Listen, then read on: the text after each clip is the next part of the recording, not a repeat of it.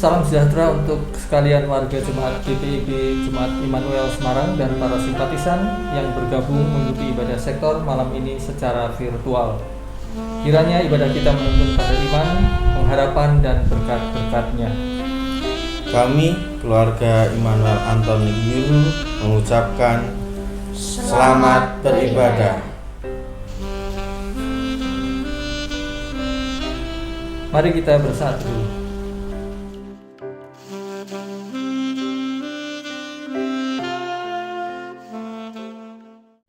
Jemaat Tuhan, silahkan berdiri untuk menghadap Tuhan dan menyembah-Nya serta memuliakan nama-Nya karena kasih setia-Nya besar atas kita. Mari kita muliakan Tuhan dari Kidung Jemaat 13, bait yang pertama, Allah Bapa Tuhan.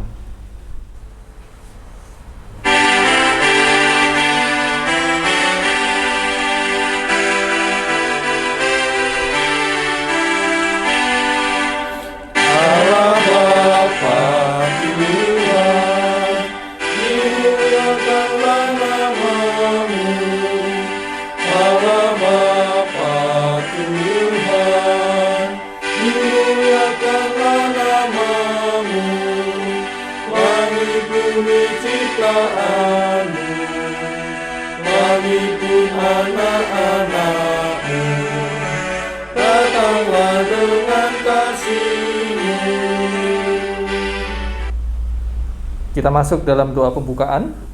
Mari kita berdoa. Ya Allah, Bapa yang kami puji, sembah, dan muliakan dalam nama Tuhan Yesus Kristus, kami bersyukur karena dari hari ke hari dalam suka dan duka, Engkau setia menjaga dan menolong kami. Kami bersyukur karena diberi kesempatan bersama dengan keluarga untuk menghayati persekutuan dengan Tuhan melalui nyanyian dan doa dan mendengarkan firman-Mu. Kuduskanlah ibadah kami ini ya Tuhan, berkati setiap keluarga yang sudah hadir. Dalam nama Yesus kami berdoa. Amin. Jemaat dipersilahkan duduk. Bapak saudara yang terkasih dalam Tuhan, kita akan masuk dalam pemberitaan firman. Namun sebelumnya mari kita kembali memuji Tuhan dari Kidung Jemaat nomor 13, baitnya yang ketiga, Allah Bapa Tuhan.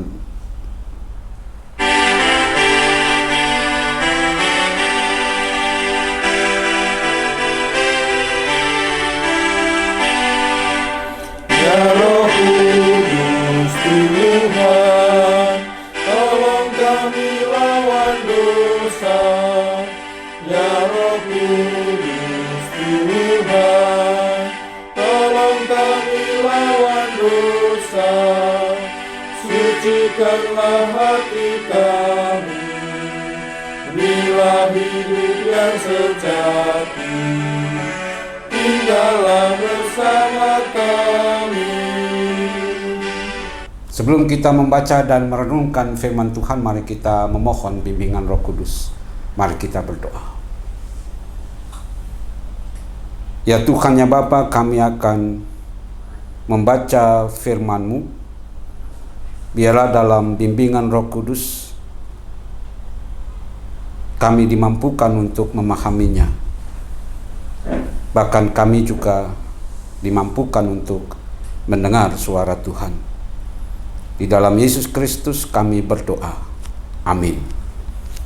Bapak saudara yang terkasih dalam Tuhan, saya undang untuk berdiri.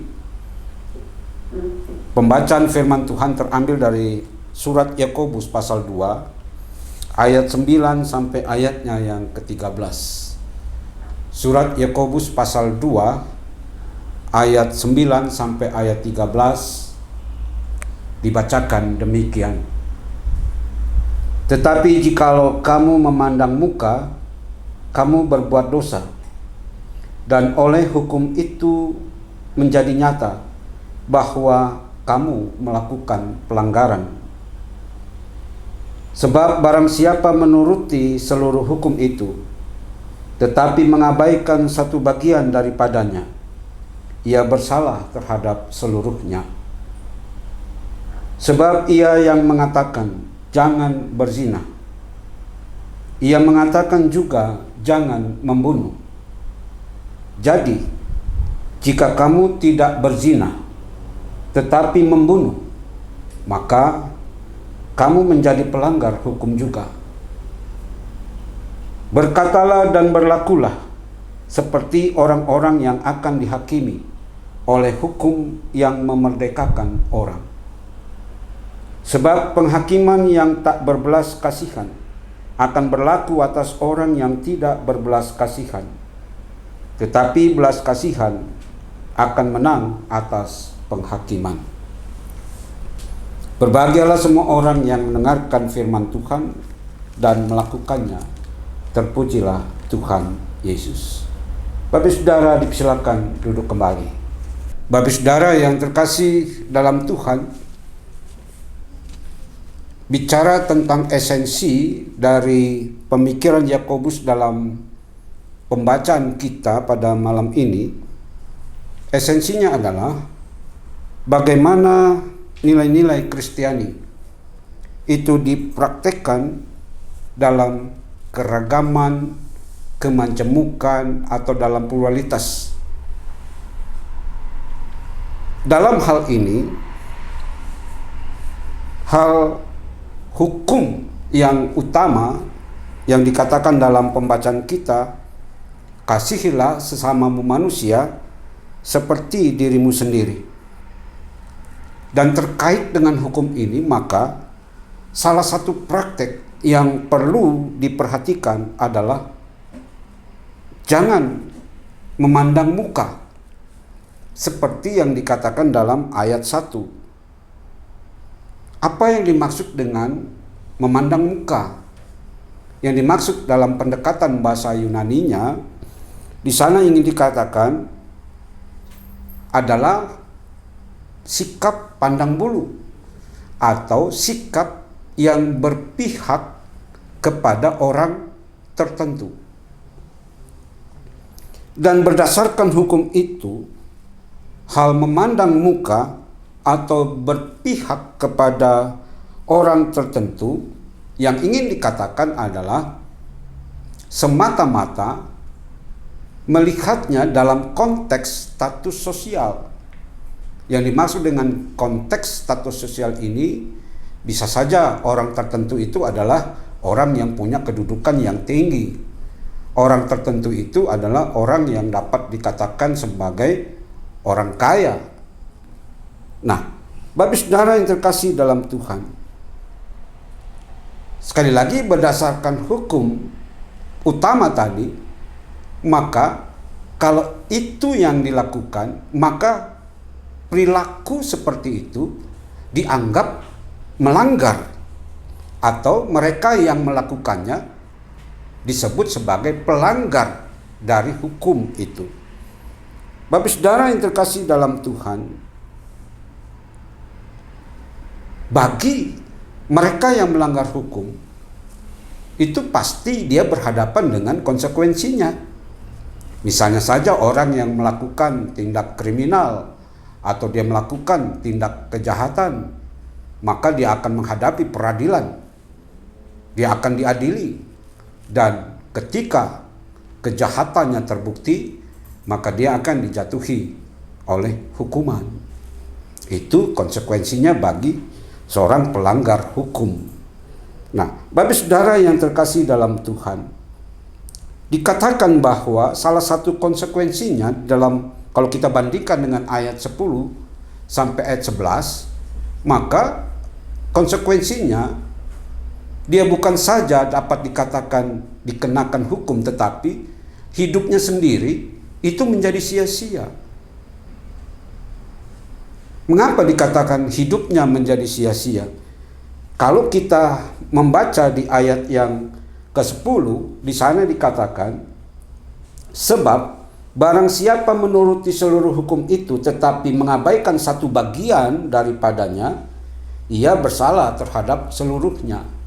Jadi yang mau dikatakan di ayat 10 ini, Bapak Saudara, mungkin saja pelanggar ini dia sering melakukan apa yang baik. Mungkin kepedulian sosialnya begitu tinggi. Tetapi ketika dia melanggar satu hukum saja, maka semuanya itu akan menjadi sia-sia. Semuanya itu tidak ada manfaat bagi dia. Nah, Bapak Saudara yang terkasih dalam Tuhan, sekali lagi bahwa dia juga bukan hanya memperoleh kesia-siaan dalam hidupnya atau apa yang dilakukannya itu menjadi sia-sia dalam sepanjang hidupnya, tetapi juga di sini bahwa dikatakan bahwa mereka juga diperhadapkan dengan penghakiman. Nah, kalau bicara tentang penghakiman, dalam surat Yakobus ini agaknya diberi dua bentuk. Bentuk yang pertama adalah penghakiman yang tidak berbelas kasihan. Yang kedua, penghakiman yang memerdekakan. Bapak Saudara yang terkasih dalam Tuhan, apa yang mau dikatakan penghakiman yang tidak berbelas kasihan? Kita belajar dari kehidupan orang Yahudi. Ketika mereka berpegang pada Taurat yang begitu ketat, hukum Yahudi, bagi mereka yang melanggar hukum Taurat, hukumannya adalah dirajam oleh batu sampai mati. Inilah yang ingin dikatakan penghakiman yang membinasakan. Nah, Bapak Saudara yang terkasih dalam Tuhan, dengan pemahaman yang seperti itu, ada yang perlu kita sadari. Yang perlu kita sadari adalah sesungguhnya Bapak Saudara, kita itu ada pada posisi sebagai terdakwa, bukan sebagai penggugat. Sekali lagi, itulah posisi kita. Ketika kita diperhadapkan dengan hukum Allah, kita ada di posisi yang tergugat, bukan penggugat. Nah, untuk itu di dalam ayat 12, karena posisi kita itu sebagai terdakwa, artinya cenderung kita akan mendapatkan penghakiman yang membinasakan tadi, maka di ayatnya yang ke-12 di sana dikatakan, berkatalah dan berlakulah seperti orang yang akan dihakimi oleh hukum yang memerdekakan. Nah, Bapak Saudara yang terkasih dalam Tuhan, apa maksudnya? Maksudnya, supaya kita tidak terkena penghakiman yang dapat membinasakan itu, maka berlakulah dengan benar, berlakulah dengan adil, berkata-katalah dengan baik, sampaikanlah apa yang menjadi kehendakmu itu dengan baik, dan seterusnya. Nah, kalau itu yang kita lakukan dalam kehidupan kita, termasuk kita tidak memilih-milih, kita tidak berpihak kepada orang tertentu, maka kita akan dikenakan penghakiman yang memerdekakan. Itu berarti kita bebas dari hukuman. Karena apa? Karena kita melakukan yang benar. Dan kita dibenarkan. Kita terselamatkan dari hukum yang kalau kita melakukan yang tidak baik, pasti kita akan mendapatkan hukuman yang dapat membinasakan tadi. Nah, Bapak Saudara yang terkasih dalam Tuhan, bagaimana kita merefleksikan esensi pemikiran Yakobus pada pasal 2 ayat 9 sampai ayat yang ke-13 ini?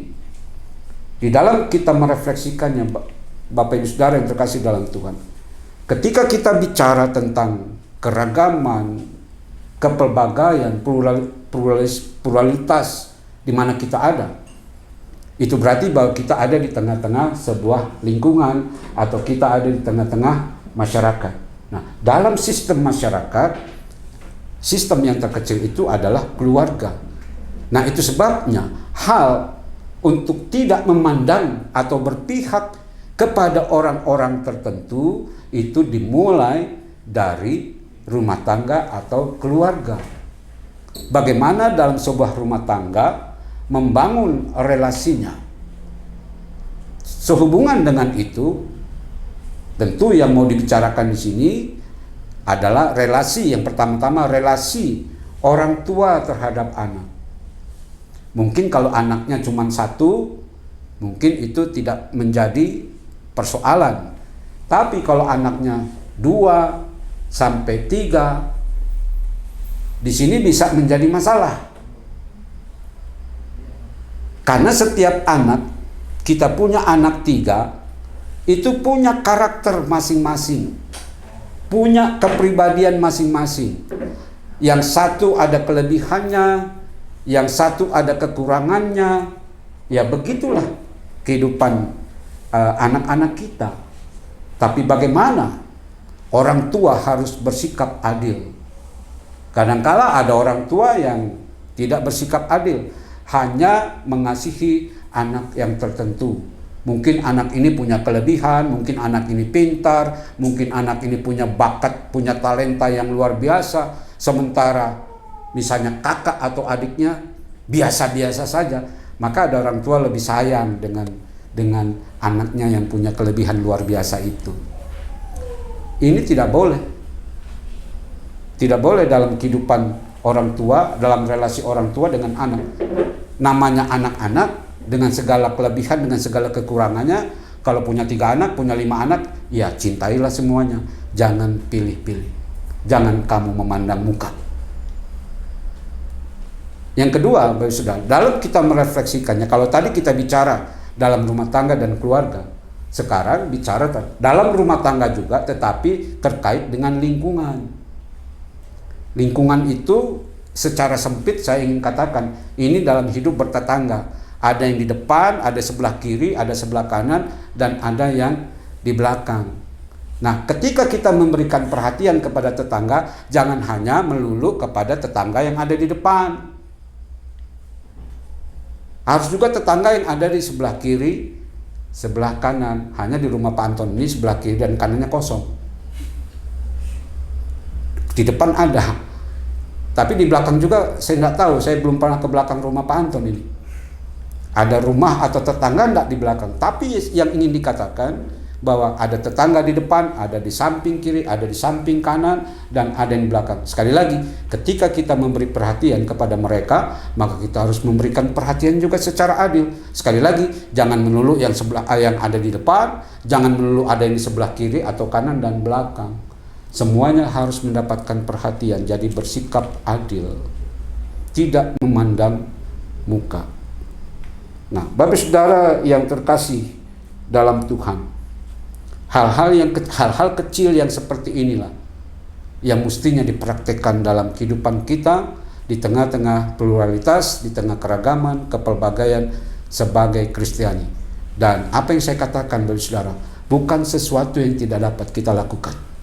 Yang saya katakan adalah sesuatu yang dapat kita lakukan. Kiranya firman ini menuntun kita untuk bersikap adil dengan benar dalam membangun relasi, dan akhirnya Bapak Saudara, kita mendapatkan berkat-berkat yang dari Tuhan. Tuhan memberkati kita semua. Amin. Bapak Saudara yang terkasih dalam Tuhan, kita merespon firman Tuhan pada malam ini dengan bernyanyi dari Kidung Jemaat nomor 400, bait 1 dan baitnya yang keempat, Kudaki Jalan Mulia.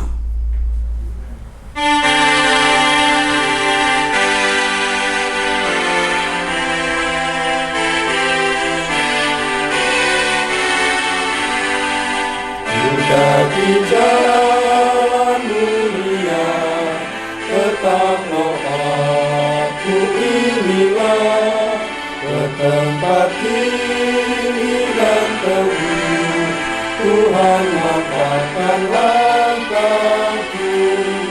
Ya Tuhan, angkat diriku lebih dekat kepadamu, di tempat tinggi dan teduh, Tuhan mantapkan langkahku.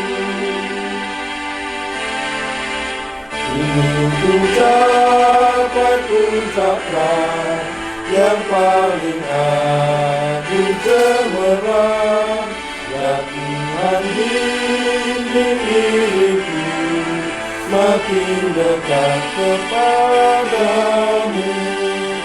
Ya Tuhan, angkat diriku lebih dekat kepadamu, di tempat tinggi dan teduh, Tuhan mantapkan langkahku. Bapak saudara yang terkasih dalam Tuhan, saatnya kita menaikkan syafaat kita. Mari kita berdoa. Ya Tuhan, ya Bapa, kami bersyukur ketika malam ini kami kembali diingatkan bagaimana kami mempraktekkan nilai-nilai Kristiani, baik dalam kehidupan rumah tangga, keluarga kami, maupun bagi lingkungan di mana kami ada. Biarlah kiranya kami melakukannya dengan benar. Kami tidak memandang muka, kami bersikap secara adil, baik dalam rumah tangga maupun dalam kehidupan bertetangga dengan lingkungan di mana kami ada. Dan biarlah kiranya firman ini berakar, bertumbuh dan berbuah di tengah-tengah kehidupan rumah tangga keluarga Bapak Anton Nikiyulu di tempat ini. Ya Tuhan, ya Bapa, ketika keluarga ini berakar di dalam firman-Mu, biarlah kiranya berkat-berkat-Mu boleh tercurah seturut dengan cinta kasih-Mu dan kebaikan-Mu bagi kehidupan rumah tangga keluarga ini. Secara khusus kami berdoa untuk Bapak Anton Nikiyulu di dalam tugas tanggung jawabnya sebagai kepala rumah tangga. Kiranya Tuhan terus memberikan hikmat kepadanya, agar ia terus memberikan kepemimpinan dalam rumah tangga keluarga di dalam kebenaran dan keadilan.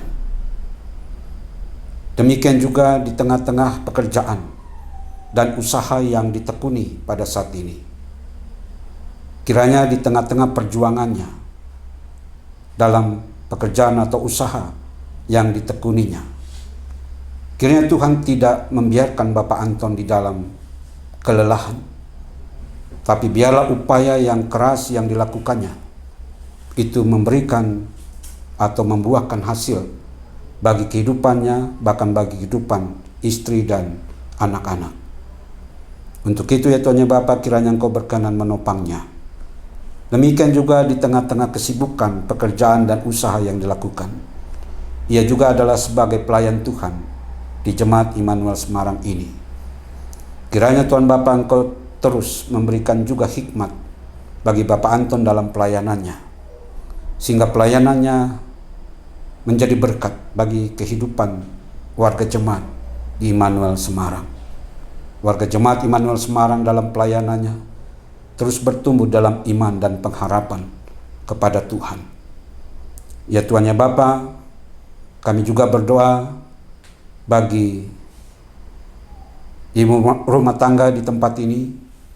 Biarlah kiranya dalam tugas tanggung jawabnya di dalam mendampingi Bapak Anton sebagai suami, bahkan Noel dan Monik sebagai anak-anaknya, biarlah dengan hikmat yang dari Tuhan di dalam rumah tangga keluarga ini ada cinta kasih, ada kelembutan, sehingga di dalam rumah tangga keluarga ini selalu ada kedamaian.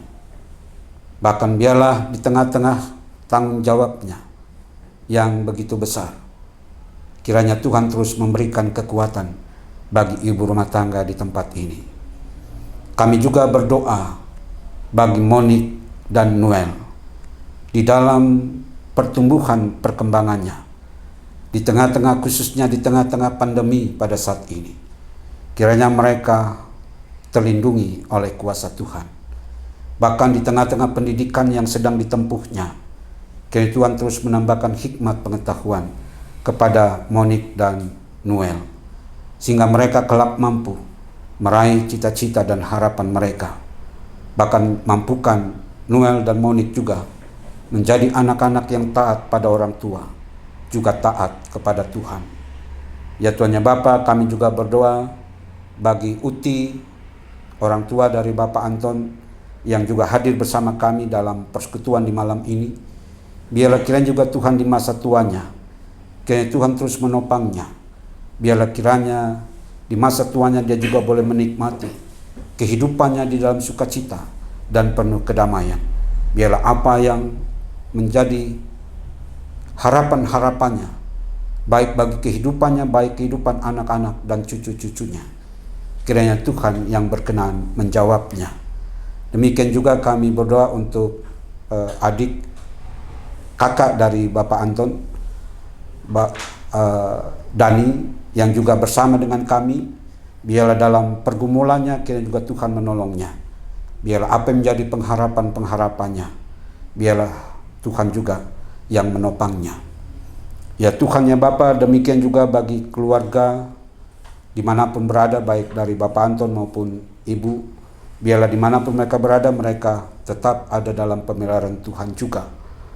Ya Tuhan ya Bapa, apa yang Kau berlakukan bagi keluarga di tempat ini, kiranya Kau juga memberlakukannya bagi setiap rumah tangga dan keluarga kami masing-masing, sehingga kehidupan rumah tangga keluarga kami juga masing-masing terberkati oleh Tuhan.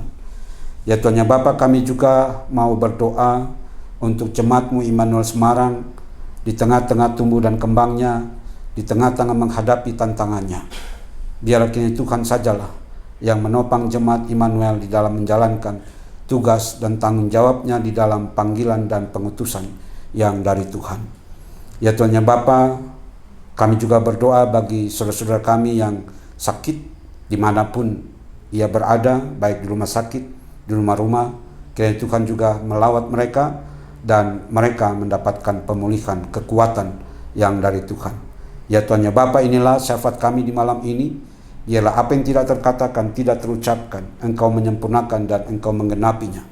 Karena doa syafaat kami ini kami alaskan di dalam nama Yesus Kristus yang telah mengajar kami berdoa. Bapa kami yang di surga, dikuduskanlah namamu, datanglah kerajaan-Mu, jadilah kehendak-Mu di bumi seperti di surga. Berikanlah kami pada hari ini makanan kami yang secukupnya, dan ampunilah kami akan kesalahan kami, seperti kami juga mengampuni orang yang bersalah pada kami. Dan janganlah membawa kami ke dalam pencobaan, tetapi lepaskanlah kami daripada yang jahat.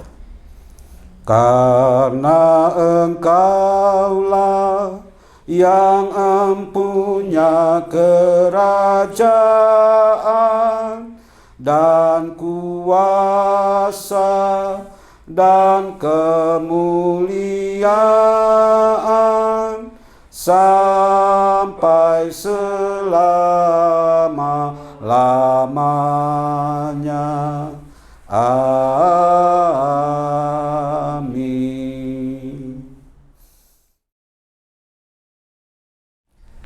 Kita diberi kesempatan untuk mengungkapkan syukur melalui kantong-kantong pundi yang diedarkan dengan mengingat kata Alkitab yang terambil dari 1 Tesalonika 5 ayat yang ke-18. Mengucap syukurlah dalam segala hal, sebab itulah yang dikehendaki Allah di dalam Kristus Yesus bagi kamu.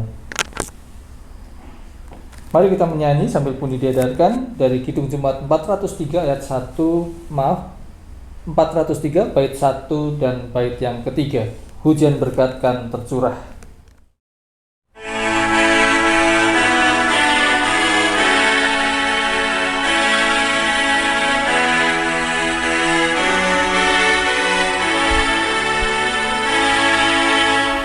Hujan berkat kan tercurah,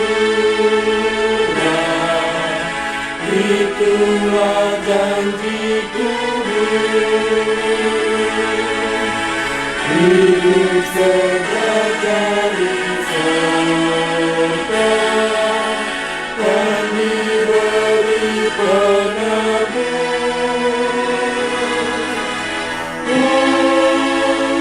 Hujan berkat itulah kami perlu.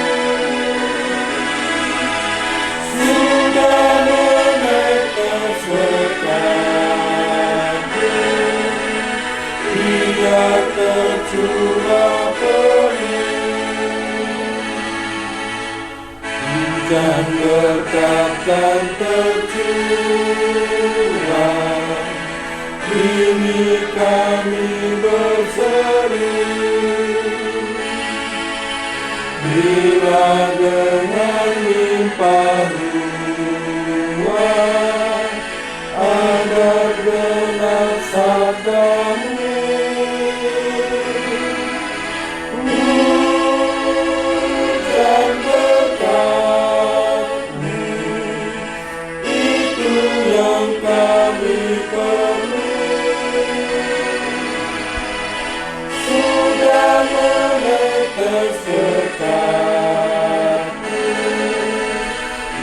biar tercurah penuh. Jemaat, mari dipersilakan untuk berdiri, kita berdoa untuk persembahan yang telah kita berikan dalam ibadah kita di malam hari ini. Mari kita tunduk kepala, kita berdoa. Ya Allah Maha Murah, terimalah dan kuduskanlah persembahan kami ini bagimu, sehingga berguna untuk pekerjaan memuliakan nama-Mu di dunia. Kepadamu ya sumber hidup kami berdoa. Amin. Bapak saudara yang terkasih dalam Tuhan, kita akan mengakhiri ibadah kita di malam ini. Lanjutkanlah kehidupanmu dan teruslah bertumbuh ke arah Dia yang menyempurnakan hidupmu. Kita bernyanyi dari Kidung Zaman 424, bait 1 dan bait yang ketiga, Yesus menginginkan daku.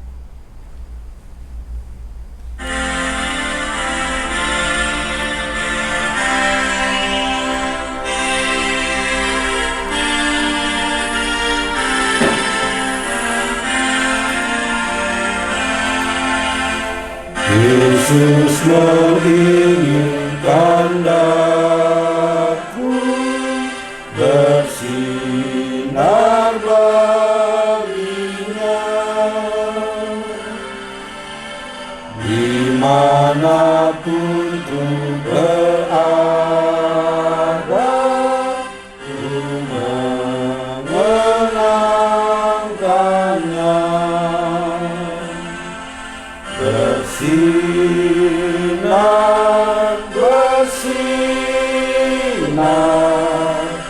itulah kehendak Yesus. Bersinar,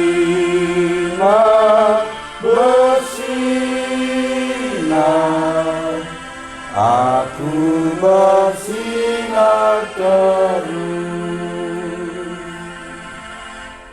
Ku mohon Yesus menolong,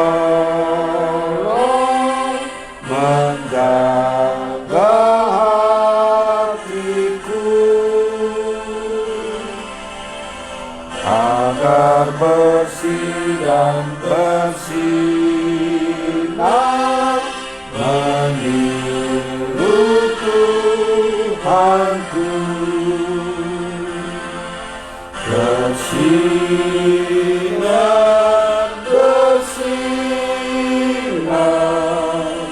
itulah kehendak Yesus. Bersinar,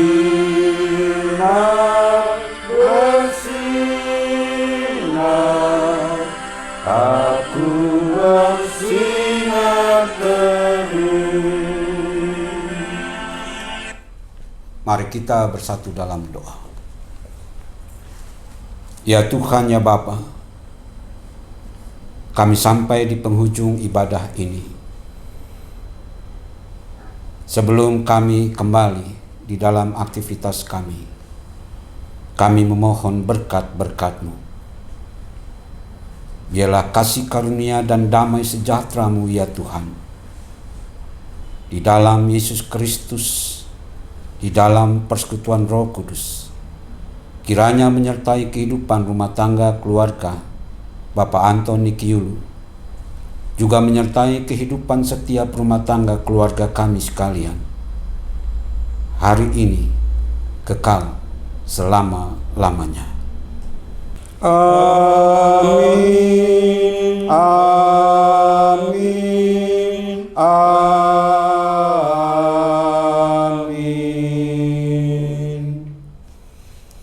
Dengan demikian ibadah kita selesai. Sampai jumpa di hari Rabu mendatang.